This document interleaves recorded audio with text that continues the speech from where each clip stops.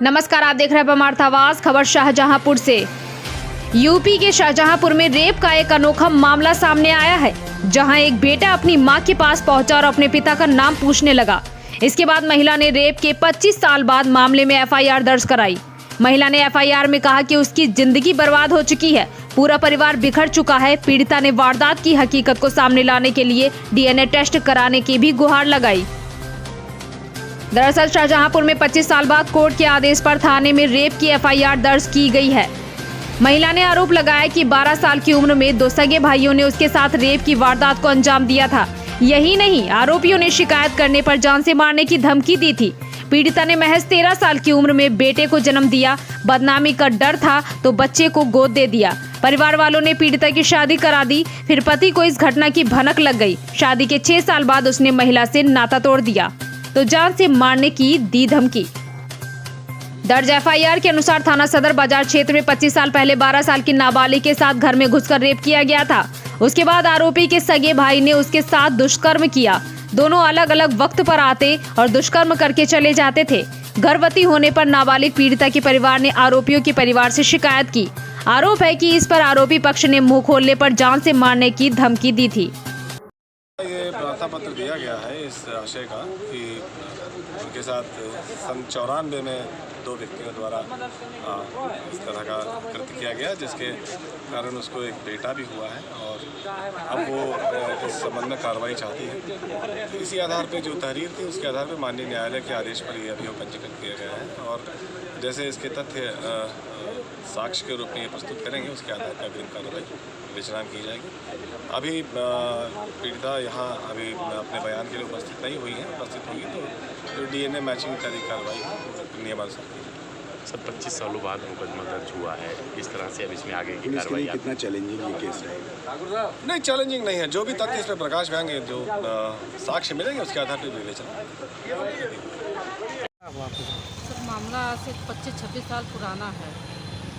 2 व्यक्ति ने मेरे साथ जबरदस्ती रेप किया था। ये सिलसिला बहुत टाइम तक चला है।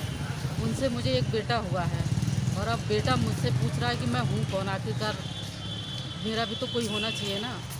बस वो इतनी जिद पकड़े हुए कि मैं आत्महत्या कर लूँगा अगर मुझे नहीं बताया। पिता का नाम पूछ रहा है? हाँ, अपने पिता का नाम पूछ रहा है। तो क्या किया अब आपने? तो अब मैं प्रशासन की मदद ले रही हूँ। क्या उम्मीद है आपको? मुझे उम्मीद है कि मुझे इंसाफ ज़रूर मिलेगा, मेरे बेटे को भी इंसाफ मिलेगा। क्या न्यायालय से मुकदमा दर्ज कराया है? जी, न्यायालय से कराया है। पुलिस पहले कर नहीं रही थी, फिर न्यायालय से जब ऑर्डर मिला है तब किया गया है। किस क्षेत्र का मामला है? लेकिन इनका सहयोग पूरा मिला है मुझे। किस क्षेत्र का मामला है मैम? ये सर यही इसी चौकी का है। आज आपने जो ज्ञापन दिया है, किस मांग को लेकर दिया? आपका क्या नाम है? कौन सा संगठन है आपका? हमारा संगठन अखिल भारतीय हिंदू शक्ति दल शाहजहांपुर से, जिसके हम पूर्व छात्र मंच के जिला अध्यक्ष रहे। और जो हमारा मांग ये है कि जो पिछली सत्र में 200 रुपये सुनी जा रही फीस थी और इस सत्र 1500 यानी 1600-1700 कुछ है।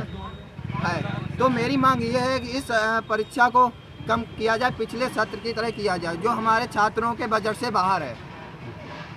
अगर मान लीजिए आपकी मांग नहीं मानी जाती है तो क्या करेंगे? हम लोग यूनिवर्सिटी जाएंगे, यहाँ पे आंदोलन करेंगे। छात्र छात्राओं के सहयोग से हम यहाँ पे जो भी आगे जैसा भी छात्र छात्राओं को सहयोग मिलेगा वैसी प्रक्रिया आगे करेंगे। शिक्षा मंत्री के पास भी जाएंगे। नहीं, अगर मान लीजिए ये मांग नहीं मानते हैं तो क्या शिक्षा मंत्री से आप उग्र आंदोलन करेंगे या शांतिपूर्ण आंदोलन करेंगे? और उसके अलावा शिक्षा मंत्री से हम लोग वार्ता भी करेंगे, लखनऊ जाके खुद। आपका नाम क्या है? सराफत अली, मैं BA फर्स्ट ईयर का स्टूडेंट हूँ, गांधी फैजाम कॉलेज, महात्मा जीतवा फुले, रॉयलगंज से। आपका भैया? रजत मिश्रा। अच्छा, आप कुछ कहना चाहेंगे? जी, कामरान है जी, आप बताइए क्या कहना चाहेंगे बड़ी फीस को लेकर? क्योंकि हम लोगों को बहुत दिक्कत होती है, ठीक है जी, और इससे घर वालों को बहुत ज़्यादा दिक्कत होती है, क्योंकि हम लोग किसान लोग हैं। ठीक है, किसान को सुनना चाहिए हम लोग। 25 साल बाद एक महिला का रेप का मामला दर्ज हुआ है, क्या था पूरा मामला?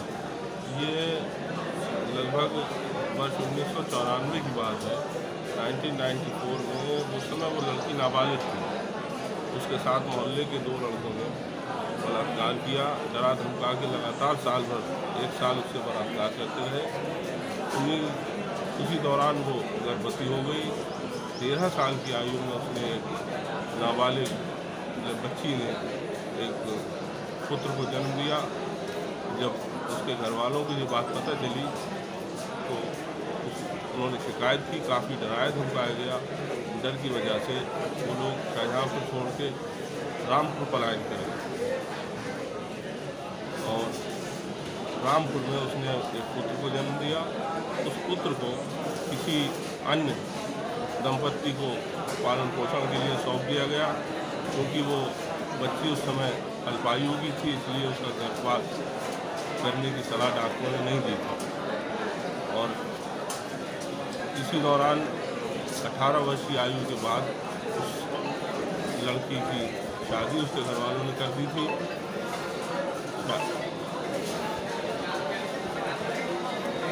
जब उसके पति को उसके साथ इस कथित घटना का पता चला तो उसने उसको छोड़ दिया और इस तरह से वो बहुत बुरी तरह से परेशान रही, हर समाज में तिरस्कृत हो गई और लगभग 25 साल बाद उसके उस पुत्र को पता चला कि मेरी माँ जीवित है और जिस दंपत्ति ने मुझे पाला है वो मेरे माता पिता नहीं हैं। तो वो अपनी माँ के पास आ गया और उसने जब अपने पिता का नाम पूछा और काफ़ी परेशानी के क्षण उसके बीते, काफ़ी दबाव बना। जब पुत्र ने बनाया तो बेचारी मजबूरन लोक लाज त्याग की और उसने कार्रवाई की।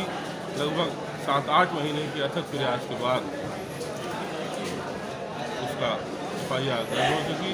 इस प्रकरण में SP सिटी साहब का बहुत सहयोग रहा। इंस्पेक्टर अशोक पाल साहब, इंस्पेक्टर सदर बाजार ने काफ़ी सहयोग किया, परंतु माननीय न्यायालय के आदेश से इसमें 156(3) के तहत FIR के आदेश हुआ। अब ये तो अभी एक प्रक्रिया है, इसमें प्रकरण अभी शुरू हुआ है, इसमें तमाम बातें हैं। DNA घटना कहाँ की थी, किस क्षेत्र की घटना थी और किन दिक्कतों का सामना करना पड़ा आपको?